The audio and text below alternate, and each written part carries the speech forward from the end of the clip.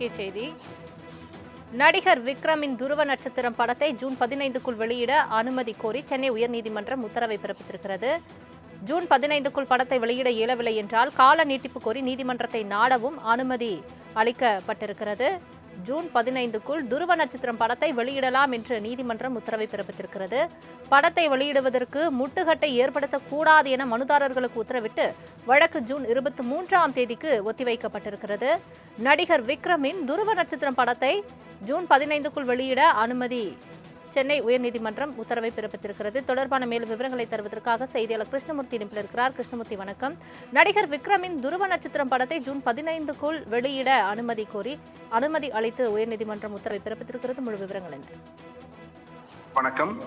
Escape artist motion pictures நிறுவனத்தின் மதன், இயக்குனர் கௌதம் வாசுதேவ் மேனன் உள்ளிட்டோர் பங்குதாரர்களாக இருக்கக்கூடிய கொண்டாடுவோம் என்டர்டெயின்மெண்ட் நிறுவனம் தயாரித்த படம் துருவ நட்சத்திரம்.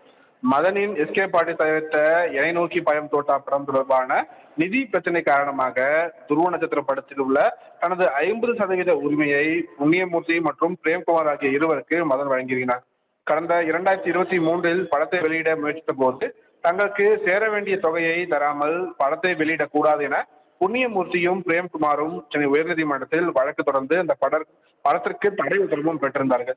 இந்த நிலையில் இந்த வழக்கை விசாரித்த நீதிபதி செந்தில்குமார் ராமமூர்த்தி துருவ நட்சத்திரம் படத்தை ஜூன் 15ஆம் தேதிக்குள் வெளியிட அனுமதி அளித்து உத்தரவிட்டிருக்கிறார். அன்றைய தேதிக்குள் படத்தை வெளியிட இயலவில்லை என்றால் கால் நீட்டிப்பு கோரி நீதிமன்றத்தை நாடலாம் எனவும் நீதிபதி உத்தரவிட்டிருக்கிறார்.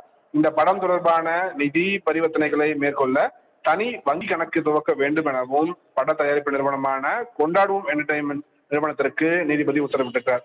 இந்த வங்கி கணக்கில் செலுத்தப்படக்கூடிய அந்த தொகை விடுவிக்கப்படும் தொகையை கண்காணிக்க வழக்கறிஞர் ஒருவரையும் கண்காணிப்பாளராக நியமித்து நீதிபதி உத்தரவிட்டிருக்கிறார். மேலும் இந்த வங்கி கணக்கில் இருந்து பட தயாரிப்பு நிறுவனத்தின் பங்குதாரர்களுக்கு ஊதியமாகவோ பங்கு தொகையாகவோ நீதிமன்றத்தின் முன் அனுமதி இல்லாமல் வழங்கக்கூடாது என கண்காணிப்பாளருக்கு நீதிபதி உத்தரவிட்டிருக்கிறார்.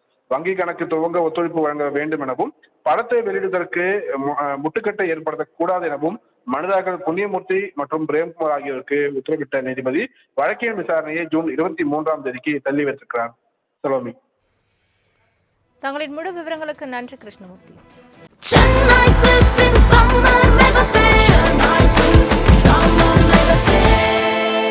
The Chennai Silks in Mega Summer Sale.